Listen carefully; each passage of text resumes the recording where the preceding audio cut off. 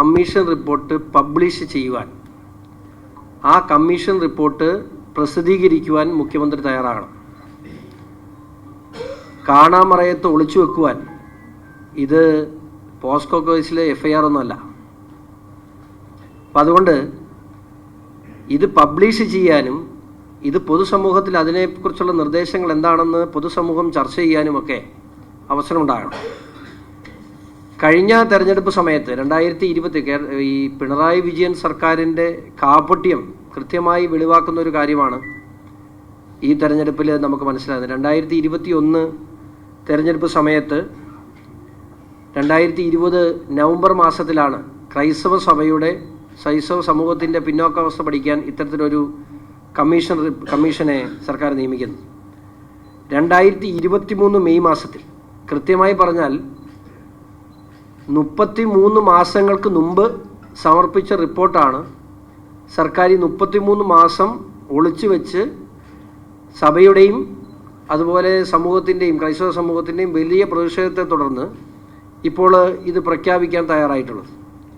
പ്രഖ്യാപിച്ച 222 പദ്ധതികൾ ഇന്ന് ദീപികയുടെ എഡിറ്റോറിയൽ, ക്രൈസ്തവ സഭയുടെ മുഖപത്രമായ ദീപികയുടെ എഡിറ്റോറിയൽ വളരെ കൃത്യമായി പറഞ്ഞിട്ടുണ്ട്. 222 പദ്ധതികളിൽ ഏതെങ്കിലും ഒരു കാര്യം ക്രൈസ്തവ സഭയ്ക്ക് അല്ലെങ്കിൽ പിന്നോക്കാവസ്ഥയിൽ നിൽക്കുന്ന ക്രൈസ്തവ സമൂഹത്തിനോ ഗുണകരമായ എന്തെങ്കിലും പദ്ധതികൾ അതുവഴി നടപ്പിലാക്കിയത് വഴി ഈ സമൂഹത്തിന് എന്തെങ്കിലും മെച്ചമുള്ളതായിട്ട് അറിയാൻ കഴിയുന്നില്ല. അതാണ് പ്രധാനപ്പെട്ട കാര്യം. ഇത് കാപട്യമാണ്. മാത്രമല്ല, ഈ JB കോശി കമ്മീഷൻ റിപ്പോർട്ടിനെ സംബന്ധിച്ച് 33 മാസം ഇത് സർക്കാർ ഒളിച്ചു വെച്ചിട്ടും ഇതിനെതിരെ ഒരക്ഷരം പോലും കോൺഗ്രസ് നിയമസഭയ്ക്കുള്ളിലോ പുറത്തോ ഒരു പ്രതിഷേധം പോലും സംഘടിപ്പിച്ചില്ല എന്ന് പറയുമ്പോൾ ഈ വിഷയത്തിൽ ഇവർ രണ്ടുപേരും ആരെയോ ഭയക്കുന്നു എന്ന് വളരെ കൃത്യമായി തന്നെ നമുക്ക് പറയേണ്ടിയിരിക്കുന്നു. അവർക്ക് ഇതുമായി എന്തോ ഒളിച്ചു വെക്കാനുണ്ട്. അതുകൊണ്ട് തന്നെയാണ് കോടിക്കണക്കിന് രൂപ ചെലവഴിച്ച് സംസ്ഥാനത്തുടനീളം സിറ്റിങ്ങുകൾ നടത്തി, അഭിപ്രായങ്ങൾ സ്വരൂപിച്ച്, പഠനങ്ങൾ നടത്തി സമഗ്രമായ റിപ്പോർട്ട്, വലിയ റിപ്പോർട്ടാണ്. ആ റിപ്പോർട്ട് വന്നപ്പോൾ മുതൽ സർക്കാർ നടത്തുന്ന ഈ ഒളിച്ചു കളി ആർക്ക് വേണ്ടിയാണ്? നമ്മുടെ പണം ഉപയോഗിച്ച് ഞാൻ 2 പ്രാവശ്യം ഈ റിപ്പോർട്ടിൻ്റെ കോപ്പി ആവശ്യപ്പെട്ട് വിവരാവകാശം കൊടുത്ത ഒരാളാണ്. നമുക്ക് കിട്ടുന്ന മറുപടി, ആ റിപ്പോർട്ട് വിവിധ വകുപ്പുകൾക്ക് അതിൻ്റെ നിർദ്ദേശങ്ങളെ സംബന്ധിച്ച് പഠിക്കുവാനായി അയച്ചു കൊടുത്തിരിക്കുകയാണ്. അപ്പോൾ ആ റിപ്പോർട്ട് പൊതുജനങ്ങൾക്ക് ഇപ്പോഴും കൊടുത്തിട്ടില്ല. അതിന് അനുവദനീയമല്ല. നമുക്കറിയാം 2007 സച്ചാർ കമ്മീഷന് ശേഷം പാലോളി കമ്മിറ്റി വന്ന സമയത്ത് ഈ ഒളിച്ചുകളിയൊന്നും ആർക്കും ഇല്ലായിരുന്നു. 28 ദിവസം കൊണ്ടാണ് ആ കമ്മിറ്റി റിപ്പോർട്ട് നടപ്പിലാക്കിയത്. നല്ല കാര്യം. പിന്നോക്കാവസ്ഥ അനുഭവിക്കുന്ന ഒരു ന്യൂനപക്ഷ വിഭാഗത്തിന് അതിന് നടപ്പിലാക്കാൻ കഴിഞ്ഞത് നല്ലതായി തന്നെ BJP കരുതുന്നു. പക്ഷേ അതിൽ തിരിച്ചു വ്യത്യാസം പാടില്ല. അതുപോലെ തന്നെ കേരളത്തിലെ ഏറ്റവും വലിയ ന്യൂനപക്ഷ വിഭാഗമായ ക്രൈസ്തവ സമുദായത്തിനു വേണ്ടി അതിൻ്റെ പിന്നോക്കാവസ്ഥ പഠിക്കാൻ നിയോഗിച്ച JB കോശി കമ്മീഷൻ്റെ റിപ്പോർട്ടിനെ ആരാണ് ഭയക്കുന്നത്?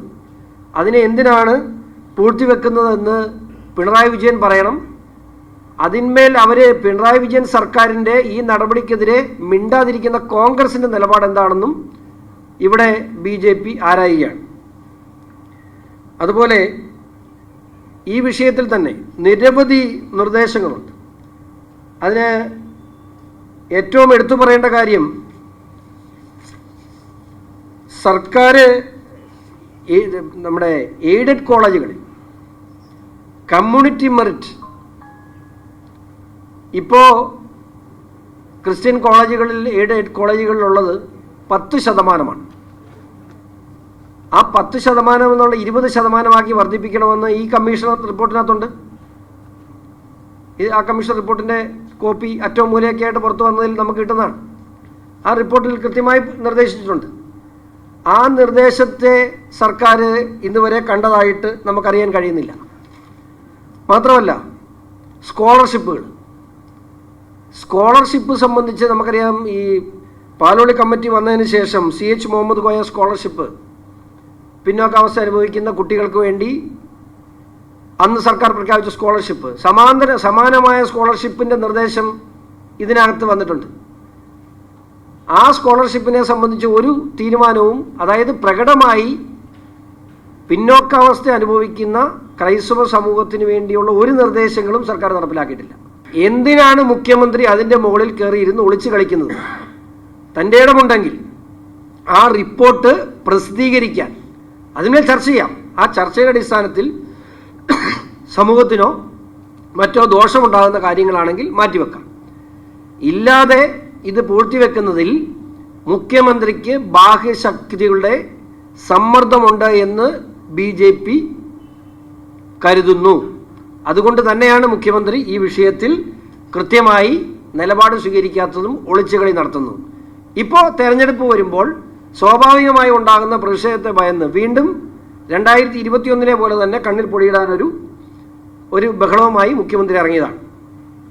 ഇതിൽ ശക്തമായ പ്രതിഷേധം രേഖപ്പെടുത്തുന്നു. ആ റിപ്പോർട്ട് പുറത്തുവിടണമെന്ന് ആവശ്യപ്പെടുന്നു. അതോടൊപ്പം കോൺഗ്രസിൻ്റെ ഈ വിഷയത്തെ ഒളിച്ചുകളി, മുഖ്യമന്ത്രിയുമായി ചേർന്നുള്ള കോൺഗ്രസ് പാർട്ടിയുടെ ഒളിച്ചുകളി അവസാനിപ്പിക്കണമെന്നും ഭാരതീയ ജനതാ പാർട്ടി ആവശ്യപ്പെടുന്നു.